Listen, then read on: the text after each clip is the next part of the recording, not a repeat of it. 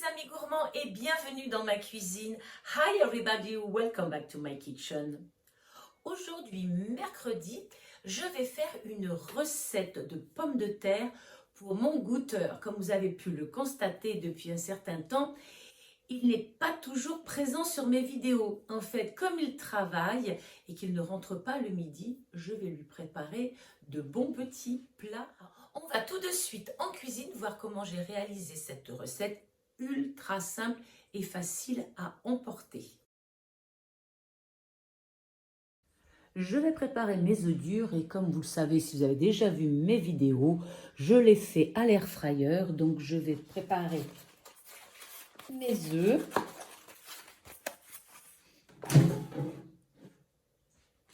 Je vais en faire 4. Je les pose délicatement dans mon tiroir.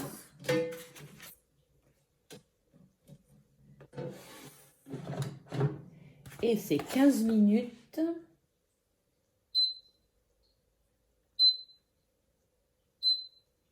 Donc 15 minutes à 130.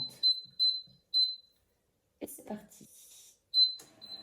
Allez, et je les mets dans l'eau froide. Et voilà, c'est prêt. Préparation des pommes de terre vapeur avec mon Monsieur Plus. Donc dans la cuve, j'ai mis de l'eau. J'ai lavé mes pommes de terre. Je les ai mis dans le panier. Voilà. Je mets un tout petit peu de sel. Je ferme. Et donc, je vais mettre en cuisson vapeur.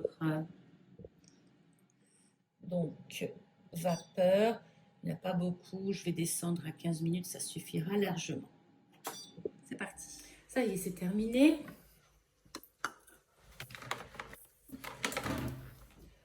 Je pique. Il ne faut pas qu'elle soit trop molle, impeccable. Je vais les laisser refroidir. Donc les pommes de terre et les œufs sont cuits. Je vais les écaler pour les œufs, les éplucher et les couper pour les pommes de terre. Écaler, éplucher, c'est fait. On va passer à la découpe.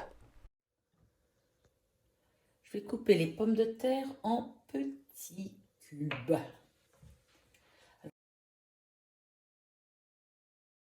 Ça y est, les pommes de terre sont coupées en petits morceaux. On va passer aux œufs.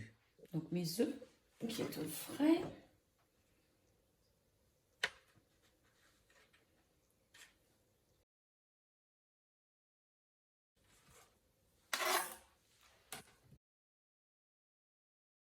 Couper des cornichons en lamelles.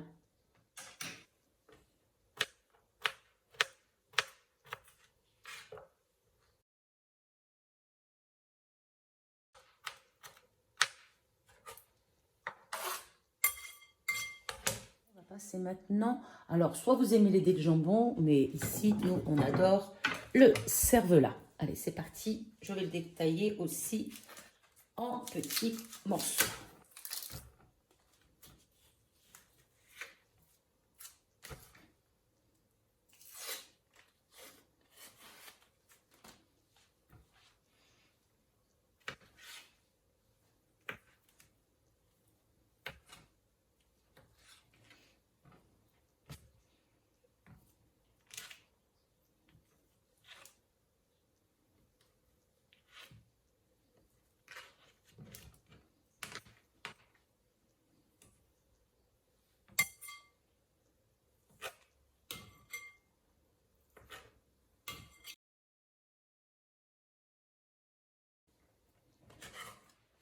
Et on va mettre une belle échalote. Pareil.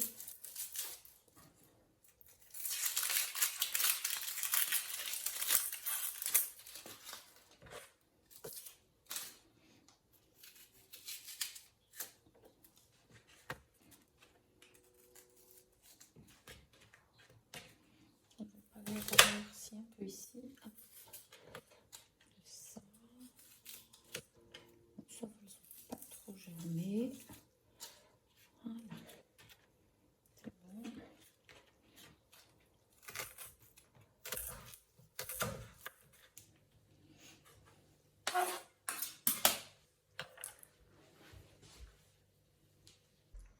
je vais mélanger l'ensemble. On va ajouter du poivre.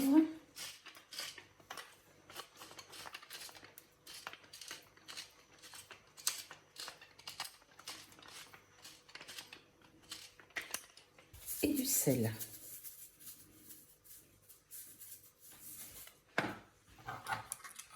Et on mélange de nouveau.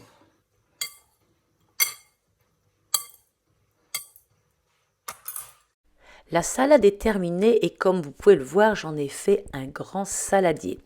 Alors avant d'ajouter la sauce préférée de mon goûteur, sachez que cette salade, vous voulez la garder un jour ou deux telle qu'elle dans le réfrigérateur en y mettant un film alimentaire. Donc avant de mettre la mayonnaise, j'ai partagé le plat pas en deux, mais j'ai fait une petite partie à côté, car avec de l'houmous, cela donne un goût différent de la mayonnaise et c'est un petit peu plus léger. Ainsi, mon goûteur pourra tester les deux. Avec la deuxième partie, on va pouvoir faire le mélange avec une mayonnaise maison. Donc, regardez comme elle est bien épaisse. Je vous rappelle que j'ai fait une vidéo avec le mixeur plongeant de chez Lidl pour faire cette mayonnaise bien dure. Comme il aime la mayonnaise, autant lui faire plaisir. Et je mélange le tout. Une fois bien mélangé, je n'ai plus qu'à verser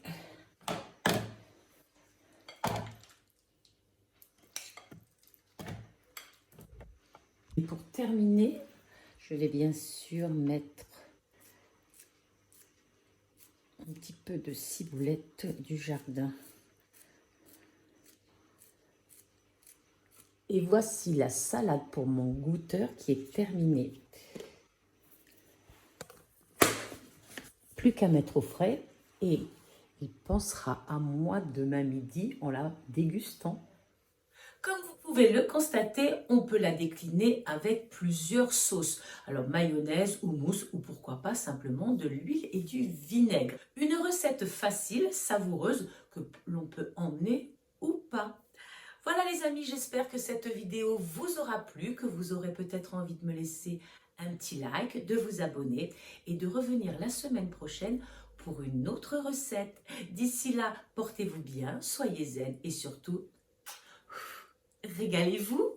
Quant à moi, ça sera une salade à base de pousses d'haricots mango, de la mozzarella, des œufs durs et bien sûr un petit peu de ciboulette du jardin, de l'échalote et une sauce. Alors pour la sauce, j'ai mis de l'huile de colza et un petit peu de vinaigre balsamique à la figue. Bon appétit à tous!